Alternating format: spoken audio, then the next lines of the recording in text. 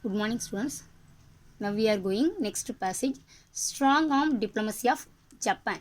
Okay, and already you know that Japan is emerged as an imperialist powers, and also Japan emerged as an very industrialist countries also. Okay, first listen to me, read it the passage. After 1905, Japan took control of Korean domestic and foreign policy. The assassination of a prominent Japanese diplomat provided the excuse in 1910 for Japan's annexation of Korea. Okay, after 1905, Japan took control Korean domestic and foreign policy. Okay, and the assassination means the act of murdering for political reasons, and Korean murder a prominent Japanese diplomats, and this the excuse in 1910 for Japan annexation of Korea. So this incident, Japan annexation of Korea, okay, in 1910 for Japan occupied of Korea.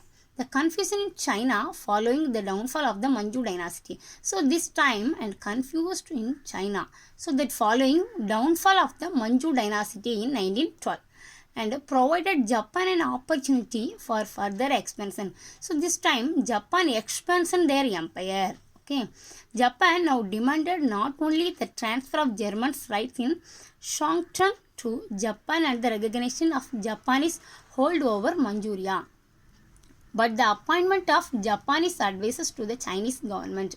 So this one and give the rights and not only the transfer of German rights in Songcheng, and Japan told and give the rights and recognition of Japanese hold over Manchuria, but Japanese advisors appoint to the Chinese government, and Japanese advisors appoint to the Chinese government. This strong arm diplomacy, all of you know that strong arm diplomacy of Japan, okay, aroused the hostility of both China and the European powers. Aroused means awaken. Hostility means and a feeling of enmity. So this time and enemy of both China and the European powers. Okay.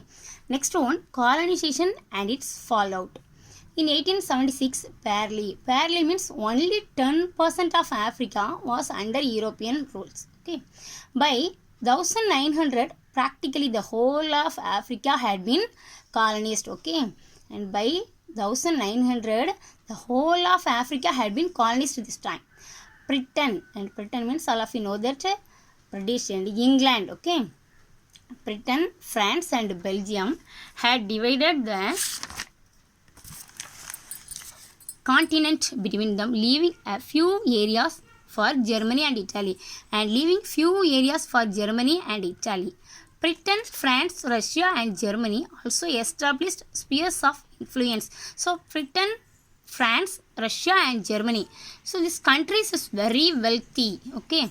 Japan took over Korea and Taiwan. Japan occupied Korea. Already you know that Japan conquered Korea and Taiwan. France conquered Indo and China, and France and occupied Indo-China.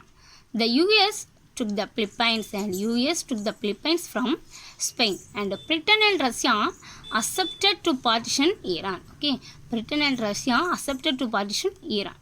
Next, the first European attempt to carve out colonies in Africa resulted in bloody battlefield. Okay, so this time African colonies resulted in bloody battlefield.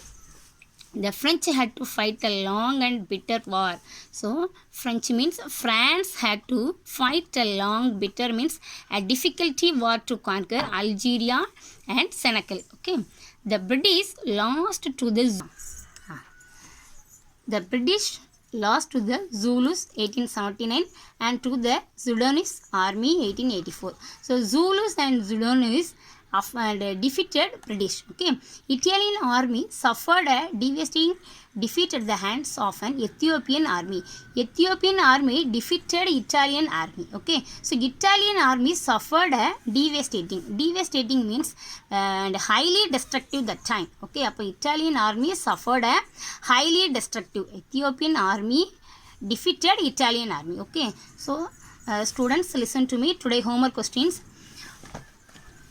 Why did Japan annex Korea in 1910? Okay. Why did Japan annex Korea in 1910? Okay. Thank you.